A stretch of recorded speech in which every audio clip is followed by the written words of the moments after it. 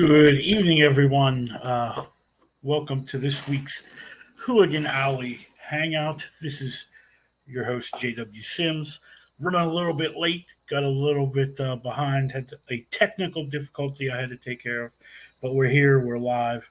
And the show that we have tonight, we have two guests with us. John Westhoff will be joining us, and Onrie Kompan. But Katrina is actually here this week, so we're going to go and actually bring her on so I don't have to do this by myself. Hey, guys. Hello. Let me fix my volume so I don't go deaf. I was running a little bit late. I was in here like a little after 8 and then had crap with the internet. So. Oh, yeah. Okay. So. Hey, Andrew. Oh, I'm not even in the right place yet. I'm just trying to bring up like stuff on Facebook and everything. But so what has been going on since the last time we've been around, Katrina? Let's see. Well, we did our big cover reveal for Cobalt's Castaways today. That's going live on Kickstarter on October 1st, assuming I can, quit being a chicken and record my video audio. Yeah, that usually helps. Yeah, I don't know what to say, and it's been really busy around here because I'm going out of town this next week. For your birthday? For my birthday. And so we've been trying to bust out an extra week's worth of college courses so that he's not struggling while I'm gone. Nice. So, yeah. It's been busy around here. Yeah. Well, it hasn't been doing much here. Tell you the truth. Just, but except, I guess we could get into our. Andrew says for you to have a good trip. Thanks, Andrew. So Onrie was originally supposed to be on last week, but we had a little bit of problems with an emergency come up. So, So we're gonna bring Onrie on. He has a book on Kickstarter right now. Mm-hmm. I'm going to mess it up because I never know how to pronounce anything. I'm going to Yusushin. And I think that's pretty close. 1 through 10. Mm-hmm.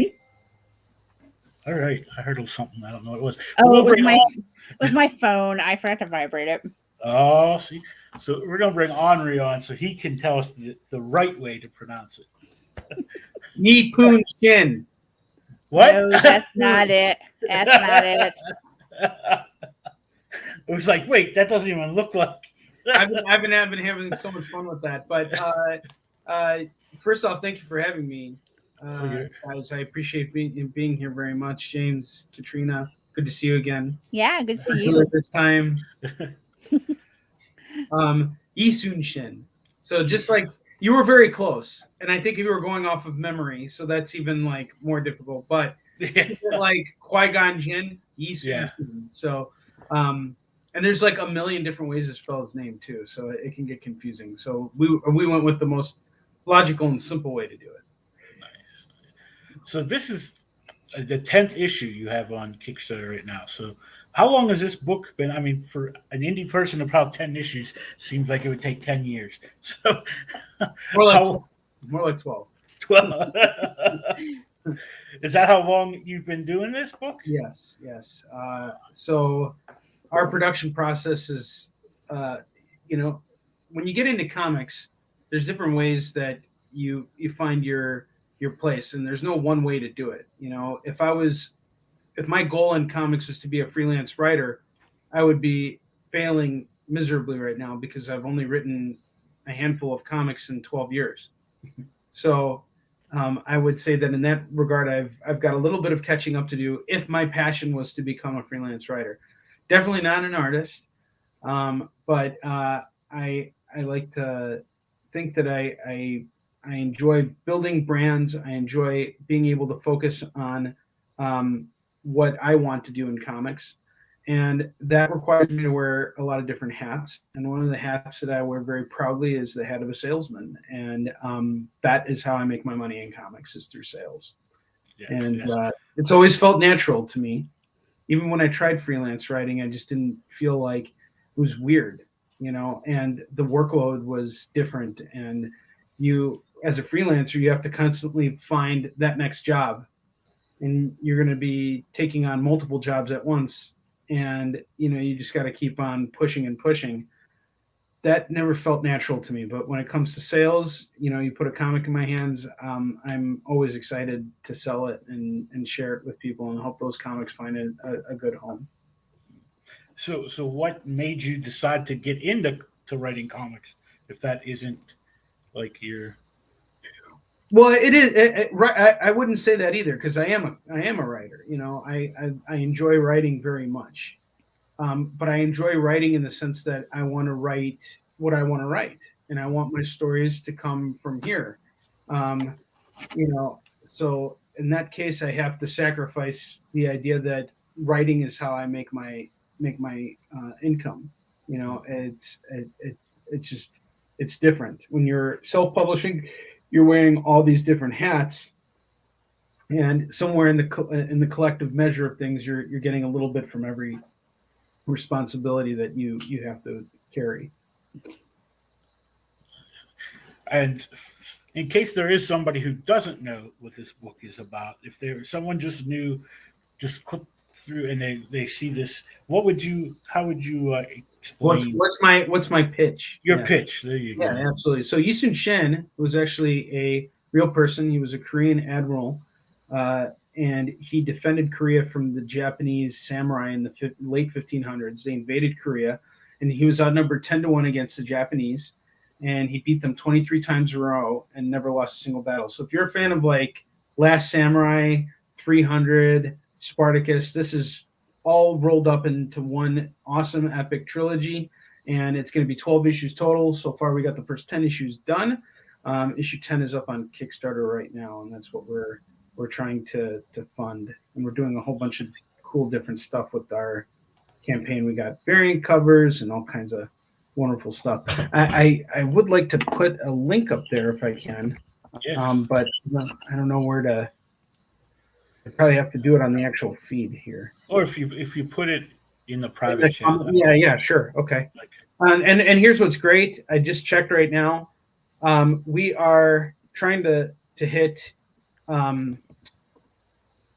stretch goal of $10,000. So the campaign's fully funded. We're like way past our funding goal, which is absolutely phenomenal. We have 173 amazing backers, 7 days left to go. And if we hit $10,000 or more, I'm going to be releasing the first 12 pages of my next comic, which is going to be launching on Kickstarter in January, and it's called War Lion. And it's going to be pretty epic. I think you guys are going to like it. That was my next question. You said there's only 12 issues, so where were you going after this? So with Yi-Sun Shen, we're going to do a prequel trilogy. And again, it's not because it's called for, it's because I want to do it. Okay. And our prequel trilogy is still gonna. It's not gonna. Yi-Sun Shen's not going to be the main character of our prequels. It's actually going to be about the villain of our story, Baron So, and his like rise to power. And Yi-Sun Shen is going to be kind of taking more of an antagonistic role for the role of the story, but he's actually the hero of the series. So thank you for sharing the link, by the way. Yeah, and War Lion is just a totally different project, and it's pretty important to me because it's the first time I'm really stepping outside of doing something that's historical and really branching out and telling my own like story, Katrina must not have liked the story. She left. Yeah, she always comes back. She always comes back. So what cat are you going to blame this on? Me. I went to click between the comments in the private chat, and I accidentally clicked the login button instead. That'll happen. Yeah, usually it's a cat, but tonight, yeah, it's me. Yeah, nice. So most people probably know you from your Facebook posts where you've sold out. How many shows in a row now have you sold out? In a row, I think my longest streak was like maybe 30 shows in a row, but Yeah, but that was a long of course. I mean, I started a new streak, which is nice. I think I sold out the last 3 straight shows that I did, which is really great. So, hoping to keep that streak going. But in total, in all the years that I've been doing this, I've sold out at over 100 conventions. I think it's 103. And this isn't just selling 20 books, right? This is hundreds and yeah. No, it usually it's in the thousands range. So it's like not 2,000. It's the most. Like a couple weeks ago, we were in Dragon Con. I sold 1,543 books in 4 days. It's usually around that. It's anywhere from 1,000 to 1,500. I think the highest concentration of books ever was like 1,700 books. Yeah. The one that amazed me personally was it last year, the year before, you were at Steel City Con in Pittsburgh, and you sold out there, which that's my home con, and that is not a comic book con. I know a lot of professionals who won't even go back to that con because they didn't make any money. Get into the December one, if you it's impossible. Yeah, it's like you have to go. You have to be there on that Sunday. Yes, when they open them up, so you can get it then. Because it really is kind of like this like black hole of conventions. Because, but that it's never really been the case. Like I think everything comes down to how you engage with your audience. I remember being at a convention in Indianapolis. Indie PopCon, as it was called, and this guy was selling sugar bears right across from me, like actual animals at this convention.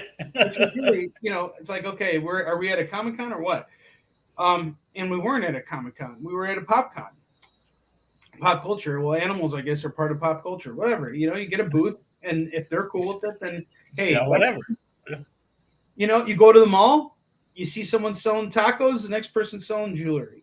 What we do is it's not any different than that, Of course, you like it. We all like it when there's a concentration of comic book people, and that's what the actual promotion of the events are supposed to be centered around. So, I think that if you just put yourself out there, your chances of success are much higher than if you think to yourself, "Man, that guy over there is selling sugar bears, and he's taking everybody's money." No, he's not, because there are a ton of people out there that don't want sugar bears. I love animals. I don't want a sugar bear. I don't want a sugar bear. I can't take care of this thing. I might pet it or whatever, but I would rather spend $10 on 4 comics. Like that's just me, and that's really what it comes down to. Yes, I was looking over the campaign. Like you said, you funded. You're almost $3 away from being $1,000 overfunded. So that's all. Just $3 measly dollars. Yeah. Oh man. Cool. All right. The suspense is killing me here. With a week to go. So that last week, I don't know. I mean, you probably know too, but Kickstarter, that last week is usually you get a bunch of people coming in at the last minute and kicking you up. So. Yeah, I have a feeling we'll get there. I'm not really worried about it. I have to say, this entire campaign has been the least of my stresses, and I'm shocked about that, because usually I'm so stressed out during a campaign, but I'm really happy with the results. I'm really happy with how simple and clean this campaign is. There's no BSing. Everybody's going to get their rewards within a very short period of time. We kept our goal realistic, because for me at this point, we're funded. What I'm really interested in is not the money. I'm interested in the backers. I'm interested in the people who want to join up what we're doing, because I want them back for the next campaign that we're going to be launching. I want them back for Warline. And if you like the look and feel of Eastern Shin, you're gonna want Warline, because it's the same type of art style. It's a very different story. I would say it's more like Blade meets Demolition Man. It's kind of like a combination of those two movies, and it's just straight up martial arts action for like 48 pages, and it's going to be sick. And we're already working on issue 2. Chuck Pino and I are going to be editing. He's editing issue 2 now as we speak, and then we're full speed ahead on everything. We actually had the first 12 pages of issue 2 done already of Warline, which is great. And the artist who's working on Warline, he's going to be switching over to help us finish the last 2 issues of Yi Sun-shin. So I'm really excited about bringing him on board. And that's what's great about this campaign, is that everybody who likes Yi Sun-shin is going to have a perfect segue into Warline. And so I still can't say just think of it this way: Yi, and then Sun, and then Shin. Like Soon, like I'm going to be coming over soon, and then Shin, like your Shin. Like he's coming over soon to kick you in the shin. Well, coming over soon to kick you in the shin. Depends on which one he kicks. It would depend if it hurts me or hurts him. So I would never ever do that ever. But so this is a historical based book, right? So how did you? I guess what was your? My brain ain't working. What's the word? Come on, Katrina, think of the word for me. Research. What drew you to that particular subject? I always wanted to tell stories about heroes, but it's like if you create your own superhero, it's like you gotta contend with every other superhero book out there, and that's the biggest fear I have, even with Warline, is like, he's not to be misconstrued as a superhero at all, but it's kind of that same idea. But with Yi Sun-shin, I just wanted to tell stories about heroes, right? And it was really hard to contend with that. But then I realized, like, no one was really doing anything with historical, heroes. And then I read 300, and I'm like, well, Frank Miller just did it. And then this movie came out, and it did like gangbusters, made $70 million in the box office on opening weekend, which was unheard of at the time for a comic book movie, especially an independent one from, that was based on history. And I realized that, this was my calling. I wanted to really share the story of Yi Sun-shin because it goes so much deeper. The Battle of Thermopylae is a truly magnificent, battle that is just so beautifully covered in 300, but it's only like one battle, and it's only, so it only captures so much. Like what Yi Sun-shin went through defending his country against the samurai was a much more prolonged conflict. And the fact that he was never defeated, he basically did what Leonidas did 23 times in a row, never lost the battle. And that's true heroism to me. It's, there's a saying that Supermen aren't born, they're made in the moments, when they need to rise to the occasion. And that's something that really drew me, and I thought that could not just inspire comic book readers, but can inspire people from all over the world. So my mission is more than just simply selling comics. It's spreading the word of who Yi Sun-shin was and why we should admire this really wonderful real life hero. Did you know the story beforehand? Like, is it something that you had already known and you thought, well, this would make a good story? Or did you research and find this? I did do a lot of research, and I spent 2 years doing research on the subject matter. My research actually took me to Korea at one point, and I worked with the Army and Navy out there, and a lot of researchers. They helped me with getting the look of the ships down, the armor. The armor is exaggerated, but they encouraged me to go with that exaggerated approach just because it looks cooler. And it was armor that was used, but just much later in history.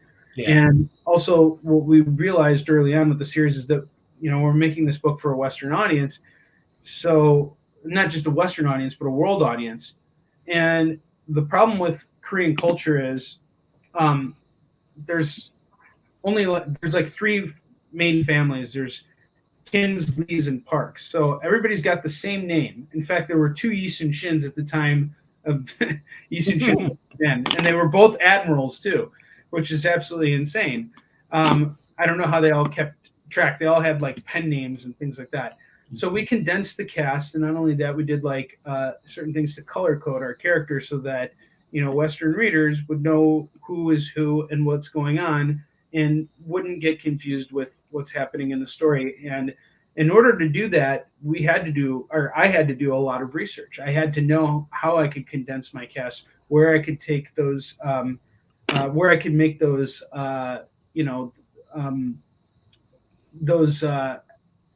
take those. Ah, great, Katrina. Now I need those liberties. Yeah. There you go. Liberties! I forgot we're in the land of the free. That word would be like flowing off my tongue. Yeah. But yeah, so that allowed me to, to take liberties, is knowing all the research and really becoming intimate with the information, and going to the country and talking with people and seeing just how much of an impact Yi Sun-shin has on Korean culture. And I believe this is a person that that the entire world can embrace, and already kind of does in its own way. So I mean, anytime I see people now know who Yi Sun-shin is, they're like, that guy was a badass, and he was totally a badass. And it's a story I think that we can all appreciate. Even the Japanese respected him, because here's what happened: someone went into his backyard and he grabbed the shovel and his shotgun and said, you step in, this is what's going to happen. And it's not like one of those, there's no political agendas here. It's not one of those stories that's like trying to get you to think a certain way. But other than the fact that this was a man who actually stood up against adversity and prevailed and saved so many people from being oppressed. And most of the time when we hear about people like that, they end up being killed or maimed or something like that. Mm-hmm. And all of that happened, and he survived that. I mean, I've done some research, but to actually go to another country to actually research this, that's like, to make sure you have it right. Like that's insane research. Well, I don't think anybody can ever make sure they have it right, because no one knows for sure, right? Yeah. Mm-hmm. None of us were around 400 years ago. If someone was around 400 years ago, please contact me so that I can interview you. But really, the research was really about getting a deeper understanding of what Yi Sun-shin means to Korea, and seeing where some of these battles took place, and seeing how the military reveres him. I was invited to be part of a ceremony when I was in Korea at the naval base in Jinhae, and they brought out this big, huge battleship which they named after Yi Sun-shin. And I had read about it on Wikipedia, but seeing this thing in real life is like, holy crap, this thing is huge.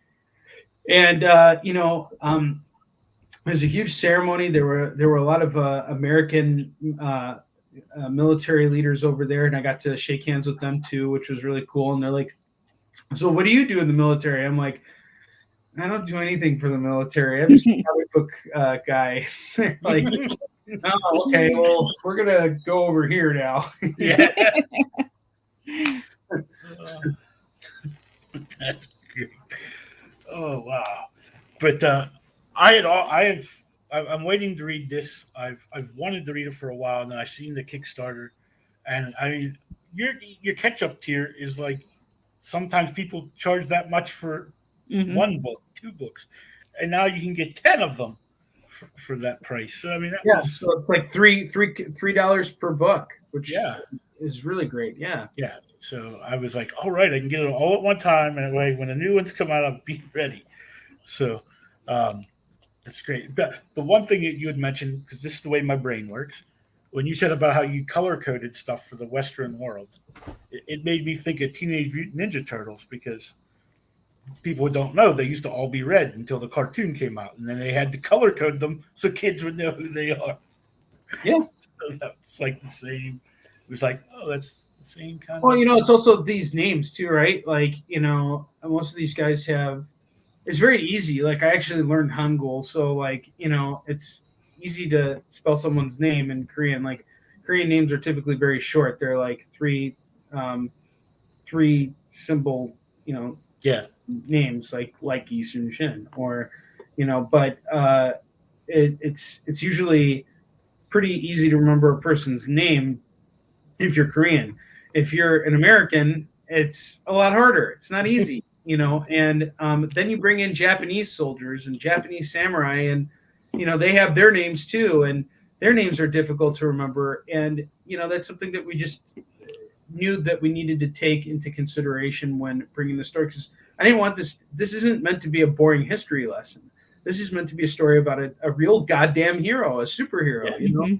So it's got to have that feel. The stakes need to be high. We need to be invested in the characters and all the nuances of the story. There needs to be villains that are really trying to get to do things that are going to serve their best interests, which is what makes them the bad guys. So that's something that we take very seriously. Nice. Well, I'm going to check something really quick here. Oh, the one thing I also wanted, the forward is done by Stan Lee. See, my brain is just going. How did you manage to get Stan Lee to do the forward for your book? It's a great story. So one day Stan Lee was in his office and he was writing comics. And what happened was it was 10 o'clock and I just kicked open the door to his office. He shut up and he was like, Jesus! And, I told him, Stan, you're writing the forward to my book. And then I showed him this knife I had that he was like, oh, go right. The story. And the rest is history. The security guards had a lot of fun pulling me out of his office. No, what happened was my editor used to work for Stan Lee, and a mutual friend of ours also worked for Stan Lee when he had POW Entertainment. And so actually Stan Lee Media. At that point when I met Stan, he had POW Entertainment. So I had won this auction to go meet Stan Lee for like 15 minutes. And I'm like, all right. And I purposely went after it because I knew this is my way to kind of like get my foot in the door, Mm-hmm. So I'm in there and I had my editor, I talked to him and I'm like, hey, can you put a good word in for me to Stan? And he was like, yeah, sure. So I'm in LA getting ready to meet Stan. And he writes, my friend writes the email to him. And we didn't hear anything. And then all of a sudden, the night before our meeting, Stan responds and he says, this is Jim Salicrup, very long time Spider-Man editor. He was the guy who wrote the email for me, Stan. And Stan responded and he said, Jim, don't worry, I'll take care of your friend. So I'm like, oh my God. Like, so next morning I walk over to Stan's office. I'm like sweating balls, like I'm freaking out here. And I get into his office and I was told to bring a camera with me so I could take a picture of us together. And I had the camera, but I was so like shocked that I didn't think to take a picture together with him. So I come into his office and, he's talking to somebody and then that person leaves. And, he was asking me like, who I was and everything. And I told him, hey, I know, Jim Salicrup. And, I wanted to know if you would be able to write the forward to my comic book series. I'm working on it with David Anthony Kraft. And he goes, oh, Dak, I remember him. And so, Stan took a look at our books and he was like, wow, this is magnificent. And he really loved the book and everything. And I asked him if he would write the forward. And he said, all right, well, where's this going to appear? And I said, it's going to appear in our graphic novel. And he said, all right, well, here's what you're going to do. And if I were you, I would find something to write with. And I'm like, yeah, I would find. Oh, yes, I got to find something to write with. So he gives me his email, which was very, very difficult to remember. And I'm going to tell you because he beat it into my head. It was combkman@aol.com. Comicbookman@aol.com. Oh, my God. So I'm like, all right, crap. I got his like email and everything. And I'm like, oh, this is crazy. And I'm like, I leave. And I'm like, wait a minute. Did this all just really happen? Did Stanley actually write forward to my book?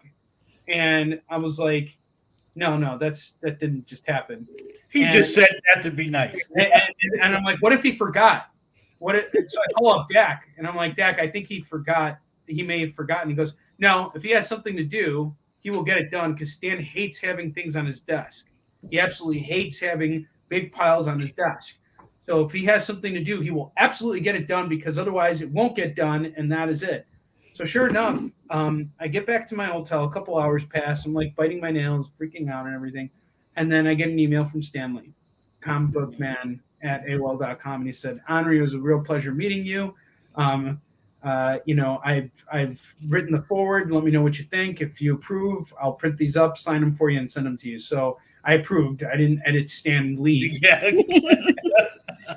He said, yes, thank you so much. And he sent me 2 copies of the forward, one with his full signature and one with just Stan on there. So I gave the one that said Stan on it to Dak. And then I kept the one that says Stanley. It's hanging up in my office. So it's always there, and it's a great reminder. And I'm very fortunate because it happened so early in my career. Right when I actually started working in comics full time, and it was a pretty scary moment for me. And I discovered years later there was this really great book that came out about Stan Lee, The Rise and Fall of Stan Lee by Abraham Reisman. And a lot of people thought that it was kind of like a Stan Lee hit job book, which in some ways it kind of was. But it offered a different perspective. Not everybody saw Stan as this wonderful guy, because guess what? He was human and he was prone to make mistakes. But there were a lot of misquoted segments in that book that kind of came to bear much later on. And so I don't believe that everything in that book was true. But one of the things that absolutely was true, since it was this accurate account, was that during the time when Stan wrote the foreword to my book, he was dealing with a lot of serious legal issues from doing business with somebody who was extremely shady. Mm-hmm. And he was in a bad financial place at the time when I asked him to write the foreword. And I've asked a lot of really big names throughout the course of my career for endorsements, and not, just verbal endorsements, not, monetary. And they've been too busy. I remember one really big creator, saying that they wrote blurbs for so many different creators, and so it didn't make sense for them to add another one for me. So it was kind of like things like that. But Stan, he could have easily just wrote me off. Yeah. He said, take a hike, buddy. I'm not, I'm not posing this way. Or he could have charged me money, or he could have done anything. Instead, he helped me out, and he said, when you do what you love for a living, it's not work, it's play. And I took that to heart. Stan taught me a lot. And I got to meet him a couple more times. I got to see who he was behind the scenes, and he loved his fans genuinely. I remember at San Diego Comic-Con in 2016, he'd just done a panel with William Shatner. William Shatner was supposed to be there, didn't show up, so Stan came instead. And everybody was so happy Stan was there. That's the whole reason why the whole room was like crowded. And as soon as Stan got off the stage, Jim Salicrup and I went backstage because Jim had access to go talk with Stan. Him and Stan were working on something together. And once I got behind the curtain, Stan was walking over to this private elevator, which was going to take him to a special place where he wouldn't get mobbed. Yeah. And while we were walking, his handler came by and he was like, the audience really loved me, didn't they? And he just took what he did as a showman so seriously. And it was just such an inspiration to see that this guy really genuinely cared so deeply about his fans. That's what I'll always remember about Stan. That more than meeting him, that was the moment that I realized. And this guy was in his 90s. He was like 93 at the time. Mm-hmm. And, he's still in that age, being so full of life, so full of energy, and so full of excitement for everything that was coming. And the fact that he was able to live and see everything get to this point, I think is a true dream come true, and worth all the struggles and all the negative things that come with it. So, I love Stan. He was the bomb. Very nice. Well, with that, we are going to say good night. We're going. Well, goodbye. Well, we've got John, not Yeah, us. you guys got John. We got Yeah, John. and I actually do have to go because I have, Okay. I have an editorial meeting. But I love John. John is awesome, and I'm going to be backing his campaign very soon. He's the man. Mhm. All right. Well, thanks for stopping by, Onrie. Gene, Good luck thanks so with much. I appreciate it, the man. rest of this and the next book. So, Thank you so much. Appreciate thank it. you for Love you coming. guys. It's been a All great right. seeing you too. You too. All See right. you later, Henry. All right, All see you right. guys. Well, what I do? I kicked Katrina off. It wasn't me this time. It was me. Sorry, but that was Onrie Kompan and his book Yi Soon. Shin. Shin. There we go. I'll get it right eventually, and that's on Kickstarter right now for the next week. Go ahead and back that. It is already funded, so if you back it, I picked up the first 4 issues at C2E2, and then he didn't have a 6 through 10 tier, so he actually added it as an add-on for me, there you go. so that I could get just 6, so I could get 6 through 10. Yeah, I mean, it's the catch-up tiers are like very reasonable. I've had other ones where It's crazy. I think Yeah. I'm getting 6 through 10 for, I think with shipping it's like $23 or something. Yeah, I got 1 through 10 for, I think it's $20 with then shipping, so probably be around $30. So Yeah, that's like it's crazy. $3 a book. You can't beat that. Yeah, I was one of his last 2 sales at C2E2 when he sold out, and it was post show. I was walking out and I said, "You don't happen to have like the first issue left, like just issue 1?" And he's like, "I'll tell you what, I'll sell you issues 1 through 4 for $10. I got 2 sets left and I want them gone." Yeah. I said, Yeah. "I'm not going to turn down 4 comics for $10." No, can't do that. But our second guest for tonight is John Westhoff, and he has a book on Kickstarter as well right now called Drumsticks of Doom. Yeah, issue 2. Issue 2, that is correct. So we're going to bring John on now. Hey, John. John, you're muted. Not anymore. That's how most people wish I was most of the time. Right. Well, thanks for the kind words, Onrie. If you're still in the background, I certainly cannot live up to those words, but I appreciate you lying to the audience. I also do not have a Stan Lee story to tell, so we can just wrap up right now. So it's good. Well, we're good to go. sorry. Yeah, we are the Stan Lee-less. Yeah.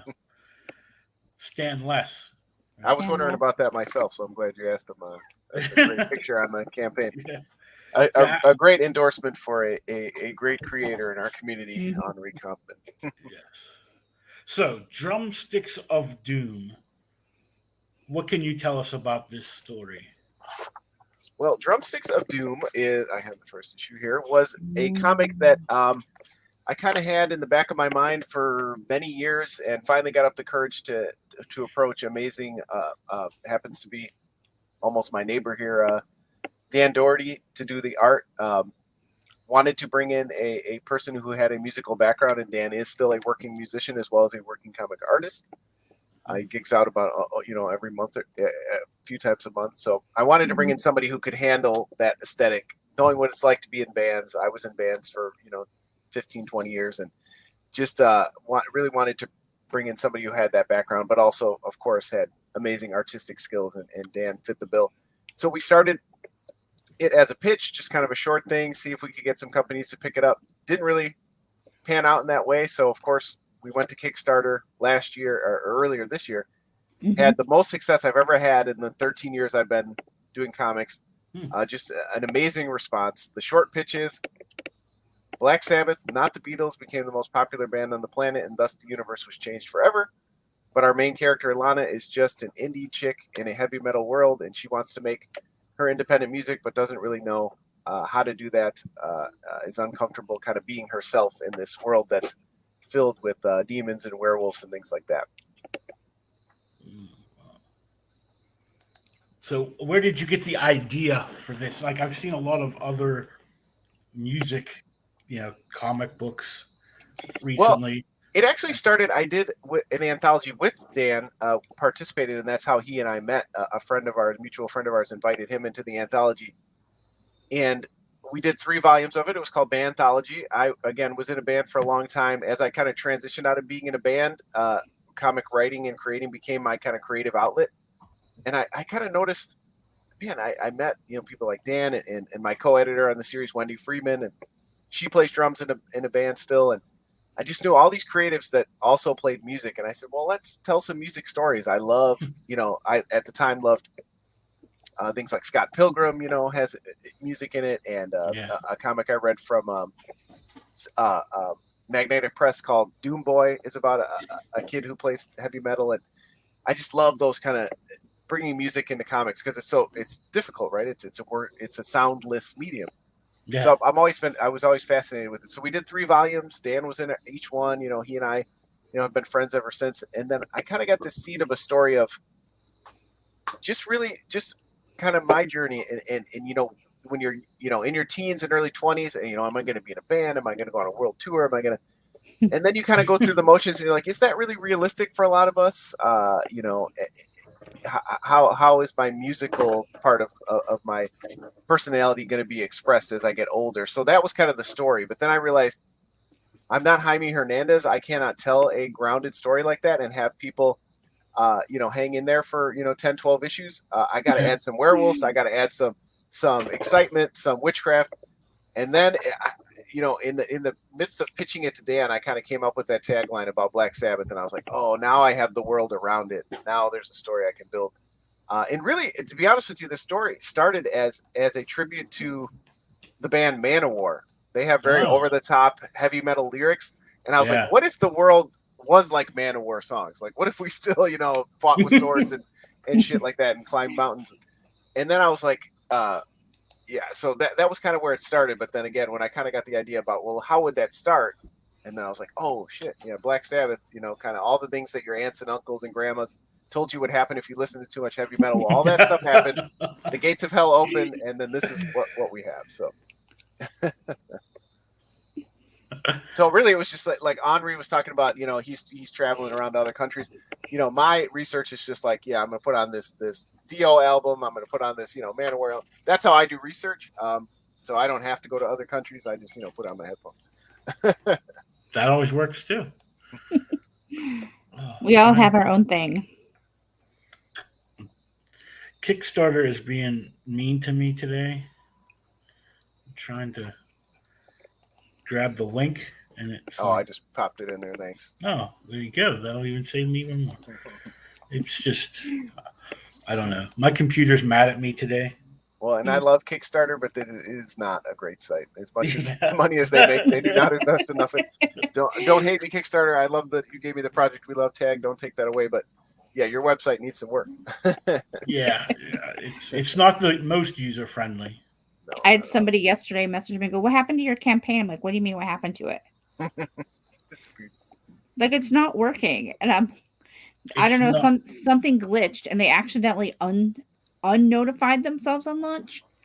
And I went, "No, I've lost somebody. Oh my god!" How do you unnotify yourself? I don't know. You can click it. Yeah, if you click it. They fixed it, and I'm like, I think I'll just leave it alone until your campaign actually launches. I'm like, please, because that was scary. Yeah. Don't touch it. But you're about $40 from 2,000, so you're about halfway there. And was this a 30-day campaign? So this is the first time I've done under 30 days. I'm only doing 22. I figured. So you did that in one day? Yeah. It's like a two-day total, right? Yeah, I think we just passed. I launched at 8:00 yesterday morning, so 36 hours. I mean, that's an amazing first day and a half. And we had a lot of backers. I was very fortunate. Dan has a very rabid fan base himself, so that really helps. But we had such a good foundation. I felt more confident. Katrina's done campaigns. That middle ground in the campaign is always what we all talk about in the groups, like that slog. So I said, I took the advice of a lot of amazing creators because, none of these campaigns are done on your own. Even outside the creative team, I have so many friends and peers that just help and I kind of talked to some other people, and they said, I think the sweet spot is like 20 to 25 days, and so I'm trying it this time. It's a little bit of a risk, but again, I felt like with the foundation of the first one, we could probably get there, Yeah. in 22 days. And then you kind of cut out that stress and kind of get back onto making the books and getting them out there. Yeah. It doesn't seem like much, but a 30-day campaign really is a grind. If I did like a 60-day, like No. Steve Arena, who does slow pokes, he does long ones like that. I would jump off a cliff.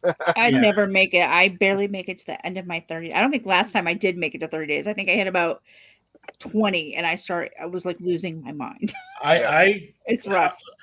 You were losing your mind. On mine, I made it till about halfway through, and then I lost a leg. So that's It's not a competition. So I almost died during my campaign. That's how bad it was. Literally. Well, look, I've got one launching the first of the month. I'll see what I can do for All right. I mean, you can start off slow, like a toe or a finger. Let's build up. You don't have to build all the way up to a leg yet. Like, don't challenge her; she'll do it. Don't make me do it. So I'm trying to look through here and see. Is there? I guess I'm just going to bring it up and let you help tell us because. Okay, great. We have some different items this time. We have actual metal covers. I don't know if you've ever seen a metal cover. I was kind of skeptical on it, but I think obviously the theme of this book fits with a metal cover. So I was like, all right, let's give it a try. So the awesome Maria Wolf cover from the first issue, if you've seen it, stunning cover from her. We're going to do that as a metal cover because this is a metal book. Once I was kind of skeptical on it until I think I was at C2E2 and Brian Polito, I forgot his company's name, but he does Lady Death. Mm-hmm. Coffin. Yeah, Coffin comic.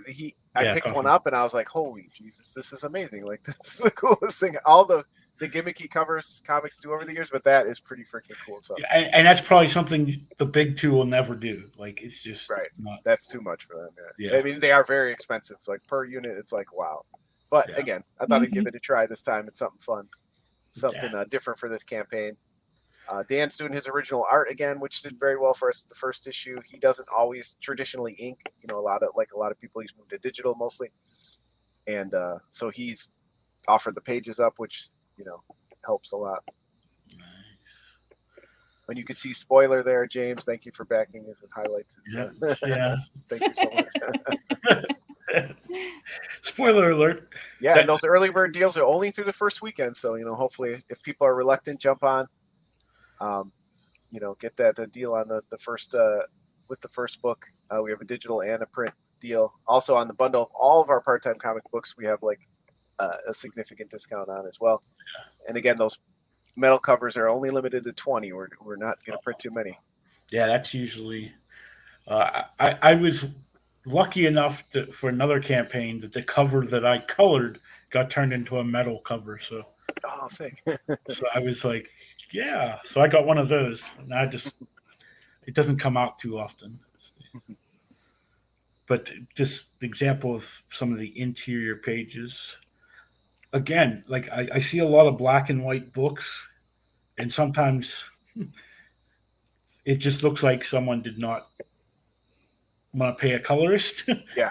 But this one, I like the way that the inks are used, like here in the ceiling and stuff, and to give it more, not just texture and depth. And Dan is an amazing artist, and we talked about that. He actually, particularly with the first issue, was left open to coloring, but like you said, you can't tell that.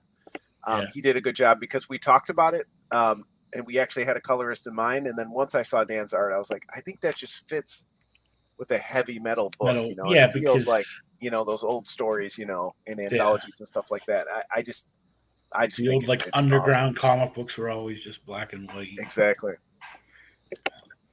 We're not ruling it out. We may do it for a trade or something down the road, but I think again, it speaks for itself. Yeah. It's just that's cool. And then this is the main cover, I assume. So that's the main cover by Kelly Williams. Again, not to overshadow Dan's art, we're going to have him doing some covers in the future too. get in on that, but I've been fortunate that, you know, when I kind of pitch what the book's about and ask some, you know, amazing professionals like Kelly and Maria and Kaylin and Matt Festa, who does our variant cover, they're like, yeah, we want to do a book about heavy metal. And I was like, well, Kelly, like, I want to do this Dio album cover homage. And he's like, you know, honestly, I was going to tell you I couldn't do it, but then when you said Dio, I was like, all right, I'm in. So I'm like, hey, that's the magic word. Nice. So he just killed it. I mean, another amazing one. If we do get to a certain stretch goal, we may unlock metal covers for Kelly's cover too, but we may do that next campaign, see how it goes. But I should mention too, I didn't mention on my first interview for the book, we do have another artist working on the book. He did the like Conan looking art that was above Ryan Vella out of Australia. He did Killaroo with Aaron Zen. We brought him in because I had kind of this story inside the story that needed to be done. Mm-hmm. And I just thought he was a great addition, and you see his awesome art there. So, and Ryan is also an amazing musician in himself. So really, I just surround myself with these hyper talented people who can do like everything, and then it makes me look good. I can put any words on the page because it's amazing. Yeah, I do the same exact thing. Well, then you really messed up this time. You got messed up. You got the most talented one on her next cover.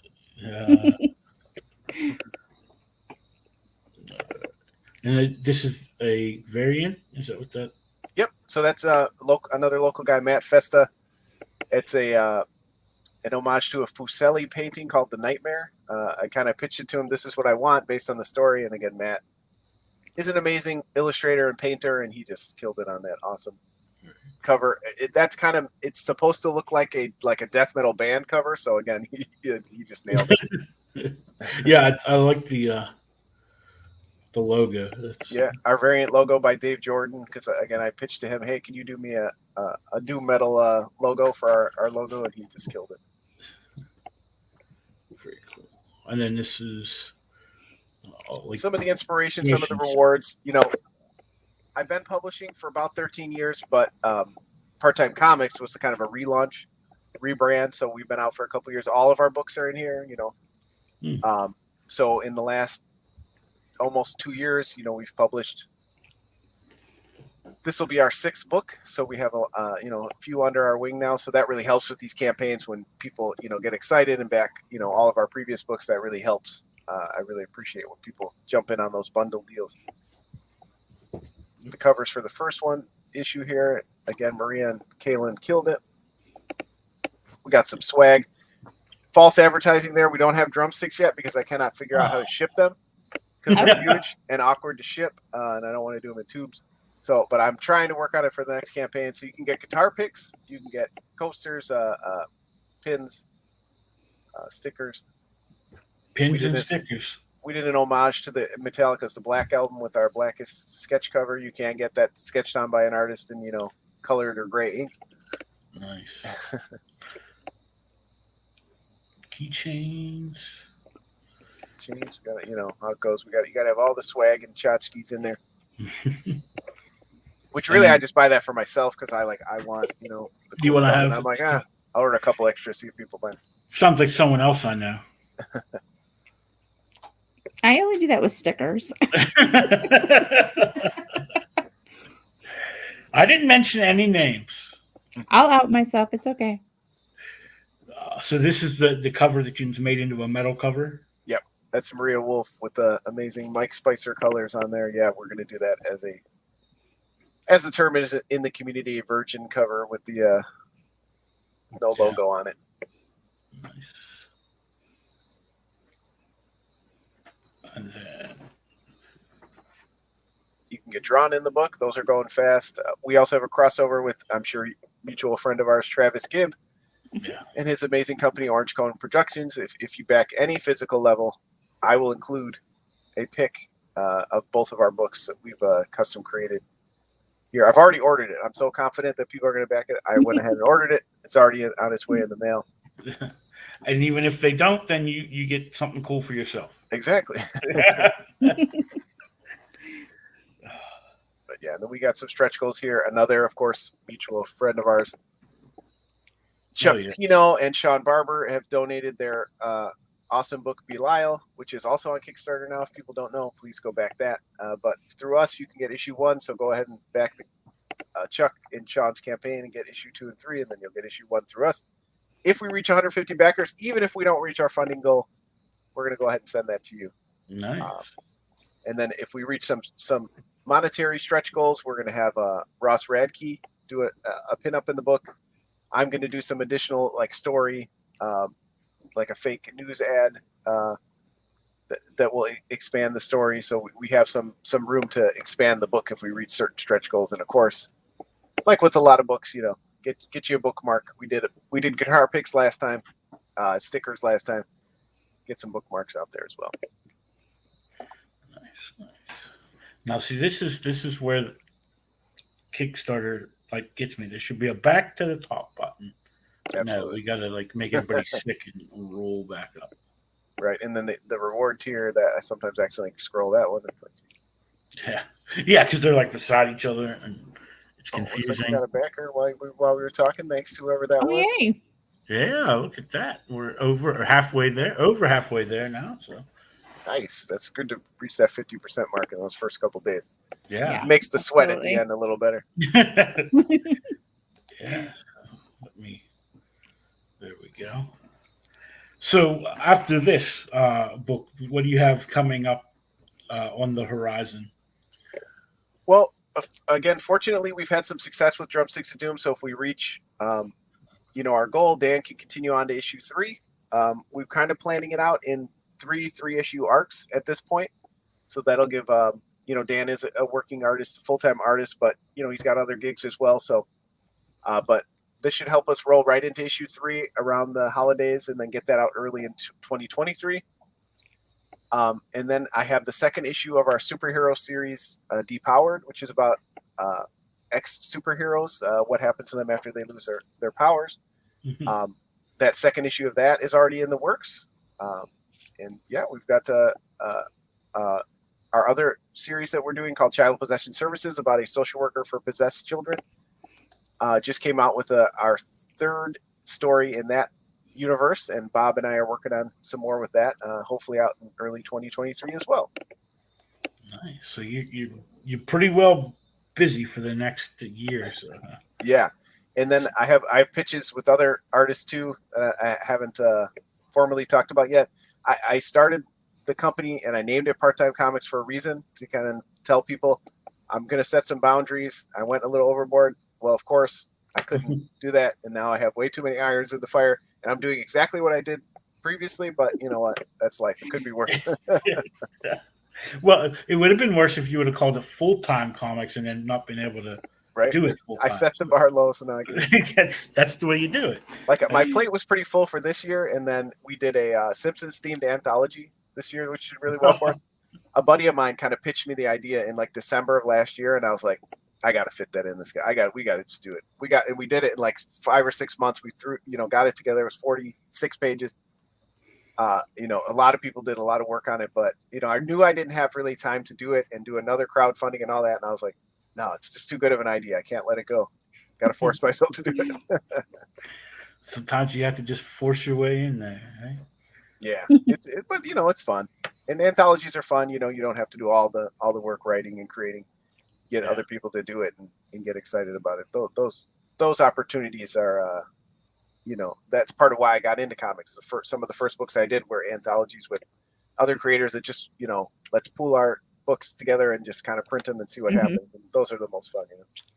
Yeah, that's it's a good way. Like a lot of people ask me and stuff how to get started, especially writers. I was like, find the anthologies, get in there, especially so you can get some work out and get to know some other people.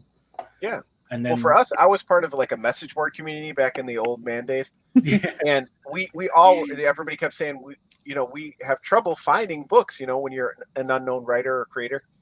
So I said, well, let's just put it together. And they were like, well, we've tried that before and it's never really got off the ground. Well, I was too young and naive as a creator to know the amount of work. And I said, I'll do it. And then, a year later, we were able to get it out there. But it kind of sparked that in me. I liked the project management part and seeing people get excited about seeing their work in print and seeing my work in print.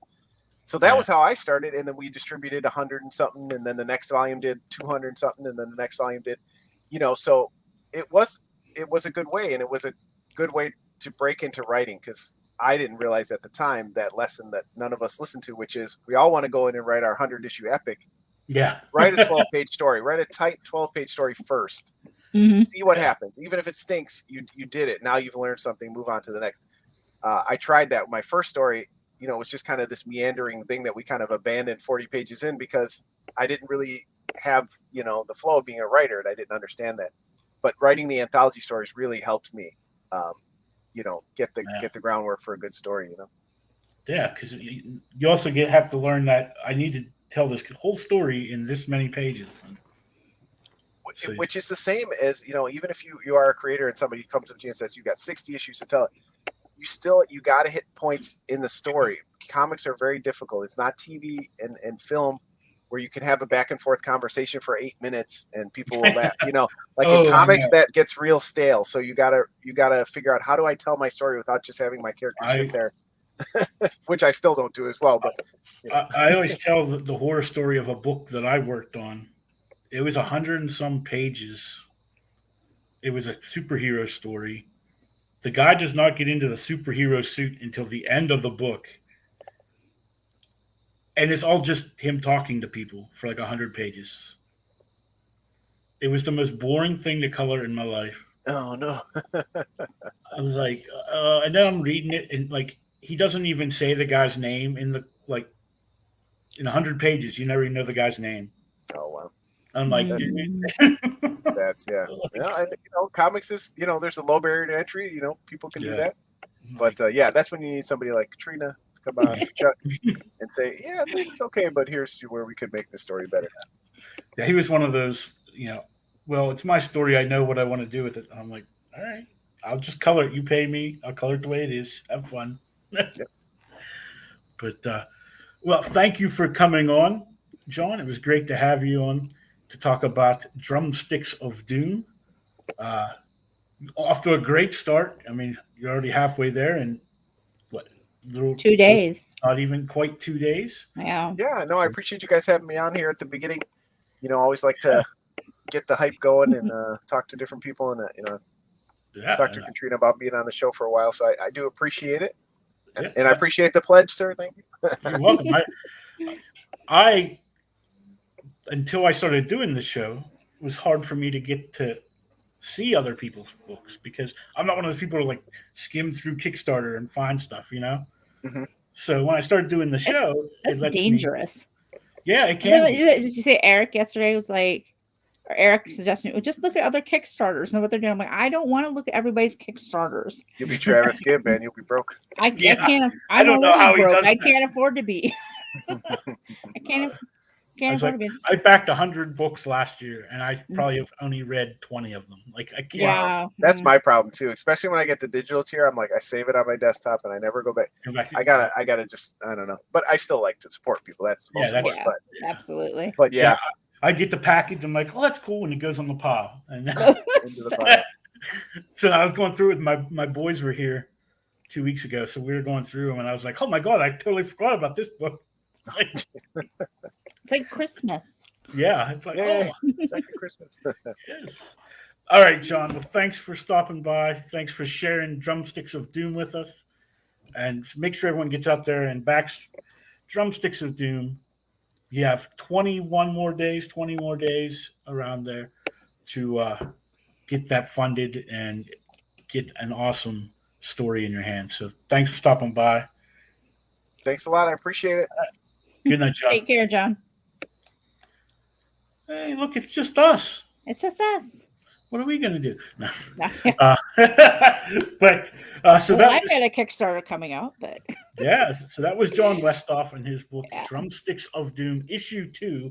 That is on Kickstarter right now, and you can go ahead and get issue 1 while you're there, and you can also get all of Part-Time Comics' other books. Yeah. So go ahead and check all those out. And October 1st. October 1st. I got to buckle down now. I did a lot of work in August. And I was like, oh, I can't do anything else until I have the cover. And you bugged me. I did. I And I felt really bad about it. I'm like, I don't want to be like a pain in the ass about this, but I can't do anything else until I have the cover. And now I'm going to be bugging Eric if it helps, because Eric's doing the graphics and stuff for the actual campaign page. And I asked him the other day, I said, well, what, now that we got the cover, what do you need? He's like, your voiceover. And I'm like, oh, crap. I've never done a Kickstarter video. I've always just slap a graphic up there and called it a day. And I'm like, no, we're gonna upgrade, we're gonna do a little better this time. I'll do a video. I forgot about the fact that I have to do the voiceover for it. Yeah. And I was like, what do I say? And the Eric was like, oh, just watch other Kickstarter videos and see what they say. And I'm like, can't you just write me a script? Can't somebody just tell me what to say? But you get a lot of people to write the other stuff for you being a writer. Nah, that's what I get a lot of people to do all the graphic stuff for me. I can't draw with anything. And you can't write your blurb on the back. I can't write my blurb, but hey, when one of your clients is a professional blurb writer, it's a good trade-off. I guess. Yeah. Work smarter, not harder. Yeah. So yeah, but I've always said use your friends. Let them use you. I had fun working on that. It gave me some stress for a while because I was trying to figure out some stuff, and I'd asked somebody, and they're like, "Well, have you read the book?" I said, "Well, yeah." And he goes, "Well, take the first 2 chapters and make that." Oh, make that the cover, because that's what they do a lot. Like in, and I was take the 2 main characters, which is hard when you got a book with it's a collection. 20, yeah, it's got. I said somebody asked me like, well, who's the main character? I'm like, there are like 20 main characters. I don't have time to list them all. Yeah. So I originally had it like totally different. I was going a whole different direction with it. Because I was like, oh, I want to put this on the cover. I want to put this on the cover. I want to put that. And then it was just getting too busy. That was too much on the cover. Then I had a bunch of silly cats. And then it was just hectic. So I was like, I'm just going to put the one climb in the front of the book, and the other one's looking like, what in there? What are you doing? But then there's that one kitten that's looking the other way, like, what's going on over here?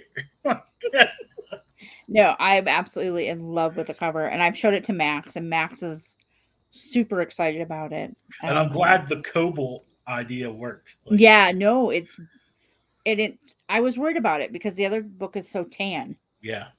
And I thought, but the fact that it is all in blues, while the other one was all in like browns and tans, it works well with it. Yeah, I was nervous too, but I was like, trust your artist, just let them do their thing, because I'm not going to do any better. So and the color was in the name, so I just had to go with it. So I know, and everybody's like, what are you going to call the next one? I'm like, I have no idea. But it's got to be red, whatever we do.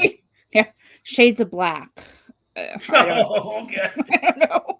Just be a plain black with eyes, with cat's eyes. Right, with cat's eyes peeking out. All over the place. Yeah. Well, I do have 2 black cats, so, Yeah, I don't know. I've got 2 books to write before I go back to cats. So I somehow decided I was going to write a book about dogs now. Because all the dog people were like, we're not represented. It's not equal. We need equal rights. Equal pet rights. Dogs are dumb. Like, you gotta write a bunch of dumb stories about dogs. I'm not gonna lie. Dog owners sometimes scare me. I'm not gonna lie, because like I love my best friend to death. But he has literally said to me, if there's a choice between saving you and my dog, I'm saving the dog. Yeah. And I'm like, dude, what? Well, it's like I can't. I mean, like, look, I love my cats, but if I had to choose between like my cats and my kids, yeah, like I'm not gonna I'm like what? Yeah, the I'm not trying to sound cold to dog people, but I don't get it. Yeah, pet parents. Yeah, these are my kids. No, they're not. But they're always dogs. You ever notice it's never like always dogs. Yeah, nobody's like that with their cats. Yes, no. I'm like, well, cats are more independent. Well, apparently so am I, because yeah. I mean, I don't get it. Yeah, I mean, I like dogs, but I mean, if I was going to have a pet, I'd rather have a dog, just because you can do more with a dog. Right. where cats are like, leave me the F alone. Yeah, but I can't go out of town for 4 days with the dog. Yeah. And I Exactly. can do that with my cats. Well, you you know, can. You just have to pay somebody to take care right, of the dog. right. But my cats, I change the litter boxes. You I put put down cat food. food I and put down water. water. And I'll yeah. see you when I get back. If they you get know? hungry, they'll kill something. There's enough of them. They'll go after each other. Anyway. They'll, war of the cats in my house. But no, it's always dog people that are like that. And I don't get it. I just, I don't know. I've got a degree in psychology, and I can't, pin it down. And I'm going to spend I'm going Wednesday through Sunday, to Canada to spend time with my best friend. And his dog goes everywhere with him, like everywhere. I had a friend whose dog went everywhere. I hated it. I'd get in the car and it's just dog hair. Well, and the dog over the sat, like licking your face all over. Yeah. But we're actually, I'm going over Wednesday. I'll be at the hotel Wednesday and Thursday, checking out Friday, and we're going to some kind of dog competition. Oh, he's the dog jumper. He's the one with the world champion poodle in dock diving. She's not a world champion, but she is the number one poodle in the world. They're actually the number one ranked. Yes, number one ranked in the world poodle. They're actually fundraising right now to go back to Worlds. And hopefully this year, he said he's driving this year, so he shouldn't need a rescue mission. Your 10-minute drive, 10-minute stay in Canada, and the border people are like, why were you even here? Did you literally just go around the corner? Did you just go sell drugs and come back? Yeah. What are you up to over here? Yeah. Who's your pickup guy? Yeah. No, so they're fundraising. I'm going to donate some books and stickers and stuff for that. But, and I wish him the best of luck. I personally don't tell him this. I find his dog kind of annoying. Well, now he knows. Now we know. him taking interest in something I'm doing. No, don't get me wrong, she's a great dog. And she is very well trained in certain areas. But in other areas, the thing that bugged me, like begging for food, she's not been trained in. And that drives me up the wall. I went over a few weeks ago to his mother's celebration of life ceremony. And she was there. And of course, there's food. Because, that's what we do at funerals and such. We eat. Mm-hmm. And she literally was going person to person, trying to get food off their plates. And to me, I would have crated her. I would have been like, that's annoying behavior. It's not funny. It's not amusing. Yeah. It's all great. Sanitary. It's not sanitary. It's all great to teach your dog, sit, lay down. How about go away? I mean, I don't let my cats sit here and beg. So it's not a dog thing, guys. I'm against animals begging for food in general. Please don't. Dog lovers are all going to be sending me emails now. I'm starting getting the messages. When she hates dogs. She's a dog hater. I don't hate dogs. If I had the choice, dogs or cats, I'm a cat person. Obviously. I've had dogs in the past, and I've loved them. They are a lot more work. But they're a lot more work. And I always had dogs that were work. I had like Newfoundlands. So there's a lot of grooming and a lot of work involved. The most funny thing is when I was over there when I was over there a year ago, he said to me, he goes, "You used to be a dog handler, right? For like dog shows?" No. I've just had dogs and, they were well-trained dogs. Because I don't have much patience. You don't deal with them immature dogs. I don't. So we'll see how it goes. I'm not sure, what it's gonna be like being around for a 2-day dog show. And I think they're just doing it's like dog tricks. I don't think it's dock diving. I think it's just like dog tricks. Sit, Poo-Poo, sit. Well, he recently taught her how to go up a slide and go down it. Oh, so climb upstairs. Like climb up and then slide down the slide. And not get scared Right. shitless. Right. Try to stop I know us. I know in the past he has trained her to skateboard. Like she does some cool stuff.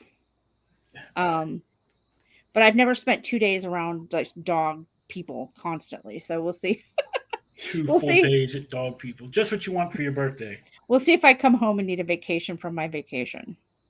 That's always good. Nah, but I'm gonna come home and my oldest is taking 4 college classes this semester.